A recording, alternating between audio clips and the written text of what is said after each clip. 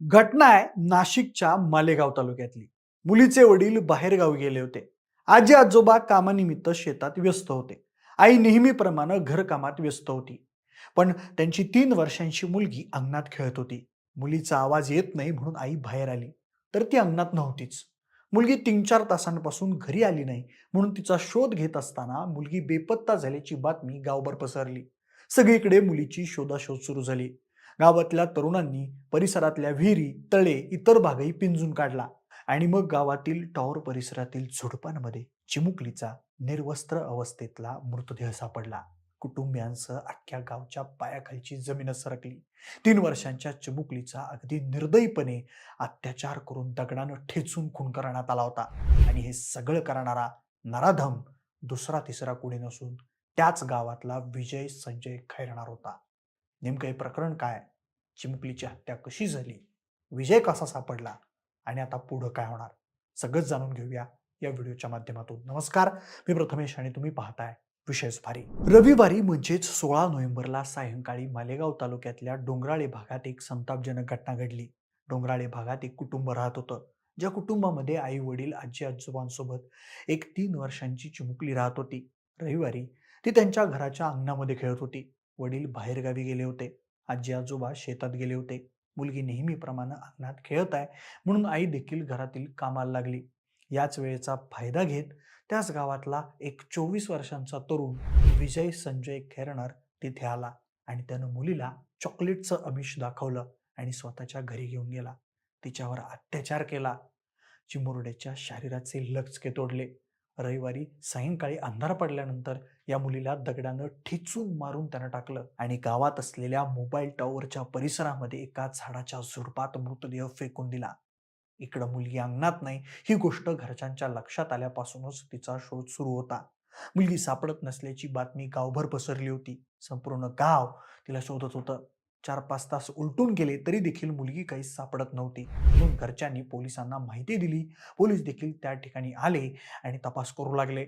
आणि मग पोलिसांना मोबाईल टॉवरच्या परिसरामध्ये एका झुडपात निर्वस्त्र अवस्थेतला तिचा मृतदेह सापडला. तिचा चेहरा पूर्णपणे दगडाने ठेचलेला होता. शरीरावरती जखमा होत्या. हे सगळं दृश्य पाहून कुटुंबियांच्या आणि गावातल्या लोकांच्या पायाखालची जमीनच सरकली. अतिशय निर्घृणपणे चिमुकलीची हत्या करण्यात आली होती. चिमुकलीचा मृतदेह फेकताना विजयच्या घराच्या भिंतीवर रक्ताचे डाग पडले होते. त्यामुळे संशयित विजयला पोलिसांनी रात्रीच ताब्यात घेतलं. रात्री उशिरा पीडित चिमुकलीचा मृतदेह रुग्णालयात दाखल करण्यात आला. आरोपी विजय खैरनार याचं या चिमुकलीच्या वडिलांशी भांडण झालं होतं. हे भांडण टोकाला पोहोचलं होतं. दोघांमध्ये अनेकदा वादही झाले होते आणि हाच राग आरोपीनं डोक्यात ठेवला. बदला घेण्यासाठी त्यानं थेट 3 वर्षाच्या त्याच्या चिमुकलीलाच टार्गेट केलं आणि तिची हत्या केली. याची कबुली आरोपीनं दिली आहे. मात्र सत्य समोर येताच संताप व्यक्त करत ग्रामस्थांनी आक्रमक आंदोलन सुरू केलं. मालेगाव कसुंबा महामार्ग तसेच इथल्या सामान्य रुग्णालय परिसरात आंदोलन करण्यात आलं. संशयिताला अटक करून फाशी द्या अशी मागणी करत 5 तास आंदोलन करण्यात आलं. शेवटी शालेय शिक्षण मंत्री दादासाहेब भुसे यांनी डोंगराळे इथं भेट दिली. पोलीस अधीक्षक बाळासाहेब पाटील, अपर पोलीस अधीक्षक तेगबीर सिंह संधू आदींसह वरिष्ठ पोलीस अधिकाऱ्यांनी घटनास्थळाची पाहणी करून कुटुंबीय व ग्रामस्थांची चर्चा केली. सखोल तपास करून संशयित आरोपीवर कठोर कारवाईचं आश्वासन दिल्यावर मृतदेह ताब्यात घेण्यात आला. या संतापजनक घटनेमुळं डोंगराळे गावातील नागरिक संतप्त झाले असून आरोपीला फाशीची शिक्षा व्हावी अशी जोरदार मागणी ग्रामस्थांकडून करण्यात येत आहे. अनेक नागरिकांनी पोलीस ठाण्यात जाऊन त्वरित न्याय मिळवून देण्याची मागणी केली आहे. या घटनेनं केवळ गावच नव्हे तर संपूर्ण जिल्हा हादरला असून अशा अमानुष कृत्यांवर कठोर कारवाई होणं अत्यावश्यक असल्याची भावना व्यक्त होते. या प्रकरणी भाजप महिला प्रदेशाध्यक्षा चित्रा वाघ म्हणाल्या, अशी घटना ऐकल्यावर काळीज पिळवटून निघतं. समाजातल्या विकृत लांडगे ठेचायची हीच वेळ आहे. अशा राक्षसी मनोवृत्तीला महाराष्ट्रात थारा नाही. पीडित कुटुंबाला चांगल्यात चांगला अधिवक्ता देऊन फास्ट ट्रॅकवर खटला चालवला जाईल. त्याला कठोर शिक्षा म्हणजेच फाशी व्हायला पाहिजे. तोपर्यंत आम्ही शांत बसणार नाही. चिमुकलीवर अत्याचारानंतर तिच्या निर्दयीपणे झालेल्या खुनानं प्रत्येक डोंगराळेवासियांना आपल्या अश्रूंना वाट मोकळी करून दिली आहे. महिला रडत या घटनेचा निषेध आणि संताप व्यक्त करत होत्या. गावातील हसती खेळती चिमुकली नराधमाच्या अत्याचाराला बळी पडली. या घटनेनं गावात शोककळा पसरली होती. गावच्या काळजाचा तुकडा गेल्यानं एकाही घरात दिवसभर चूल पेटली नाही. चिमुकलीवर अत्याचार करणारे असे नराधम मोकाट फिरतील तर आम्ही काय घराबाहेर पडायचं नाही का? आम्ही आयुष्यभर काय चुलण मुलंच करू का? शिकायचं कसं? समाजात वावरायचं कसं? त्या नराधमाला चौकातच फाशी द्या. आमच्या समोरच चिमुकलीबरोबर त्यालाही जाळा.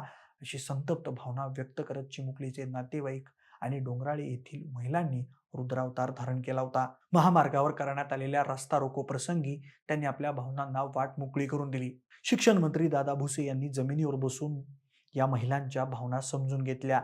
त्यांचं सांत्वन करतानाच आरोपीला कठोर शिक्षेसाठी सारं काही करू, त्याला फाशीची शिक्षा झाली पाहिजे ही सर्वांची भावना आहे. या घटनेनं साऱ्यांचं हृदय पिळवटून निघालाय. असं घडू शकतं याचा विचारच करवत नाही, असं महिला सांगत होत्या.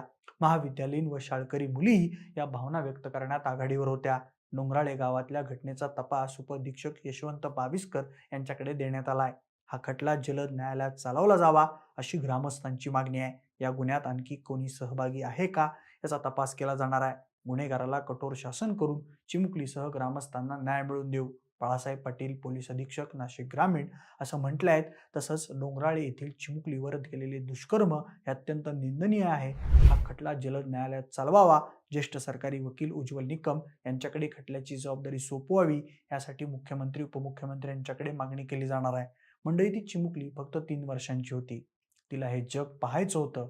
तिच्या आई-वडिलांनी तिच्यासाठी खूप स्वप्न पाहिली होती. पण या घटनेनंतर तिच्या आई-वडिलांवर खूप मोठं दुःख कोसळलंय. या नराधमाला लवकरात लवकर शिक्षा व्हावी आणि त्या चिमुकलीला न्याय मिळावा. आणि ही घटना ऐकून तुम्हाला काय वाटतं? आम्हाला कमेंट बॉक्समध्ये नक्की सांगा. सोबतच आपल्या विशेष भारीच्या YouTube चॅनलला सबस्क्राईब करायला अजिबात विसरू नका. धन्यवाद.